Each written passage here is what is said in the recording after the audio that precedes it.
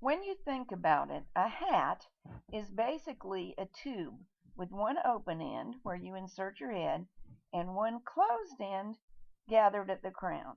That's the simplest kind of hat. With that in mind, we can knit a strip of hats very easily. Here's how. I've just finished knitting 2 hats already in this strip, and I am now casting on with waste yarn. Not even casting on, just changing to waste yarn in the carriage. That's my pale turquoise. And now I'm going to just knit a few rows to separate the hats. An extremely nice feature of this machine is that if I set the SAM button on A and pull back the first few needles into the arrangement I want them to be, to do this, I've set this dial on 4, which tells the machine that whatever happens in these first 4 needles is what I want repeated across. And what I want is every other needle to pick up a loop. Now my main yarn is threaded. It's the brown. I've set it up so that every other needle will knit, and I'll run across. And you can hear the selecting, but I have made a grave mistake. I'll have to come back. I lost the threading. I'll see what I can do to rescue this, and we'll keep going.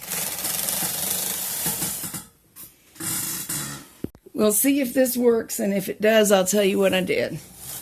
We're on the way back without setting it up for anything special, and our cast on is complete.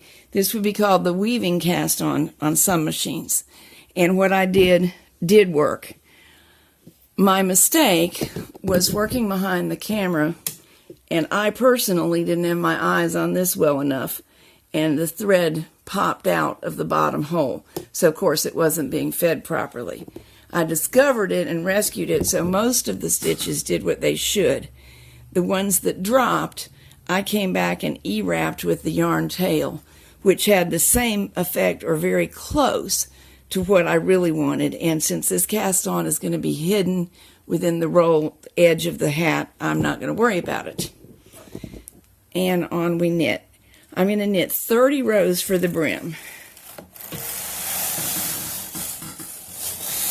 Now I'm going to change yarns as I did down here, and what this is a leftover odd and end of sock yarn from a pair of socks for me. And I often end up with odds and ends that are not quite enough for a whole sock or pair of socks.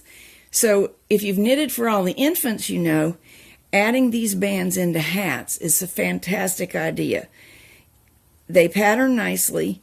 The sock yarns I buy have more stretch than regular yarn, and by putting it down at the bottom of the hat, near the bottom of the hat, it creates a snug fitting hat that doesn't feel tight. So I'm going to thread the carriage with the rest of my leftover sock yarn. Sock yarn is in place, so I'm going to attempt 20 rows, and if I run out, that's okay. I'll just switch back to the other yarn. Would you believe it? I got exactly 20 rows. Now I am threaded back with my main yarn, and I'll knit the remainder of the rows required for the hat.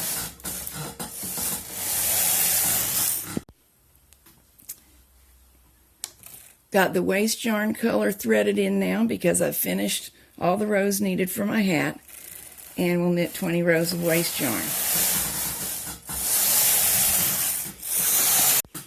And here's how you finish them. Do you see the little brown stitches sticking up after the first turquoise yarn entered into the project? If we use this yarn tail, having left along one of the main yarn, thread the yarn tail into a yarn needle and start picking up each of those loops, we can gather the crown on that. Then we can, before we finish gathering, snip the waste yarn in a couple of places, and it just pulls right out. So that'll finish the hat crown. We'll need to sew the side seam of the hat to the other edge of the work. Can't quite bring them together for you, but you know how to do that. That's just simple as pie. And there is a true cast on here. So when we just remove the waste yarn, I'm going to do a little bit with my fingers, we'll have a finished edge. See, it's not going anywhere. It's not beautiful, but I'm going to allow the lower edge of the hat to curl up and make a rolled brim, so it also won't be visible. This is a way to get a ton of hats done very, very quickly. I've got 3 on this strand right now. Why do I need so many hats when I only have one head? Because I give 100 hats a year to a charity that my friend Linda Williams of Country Knitting of Maine has organized, and there's a link to read more about that on my website, where there are also hundreds of hat patterns, simple and elaborate.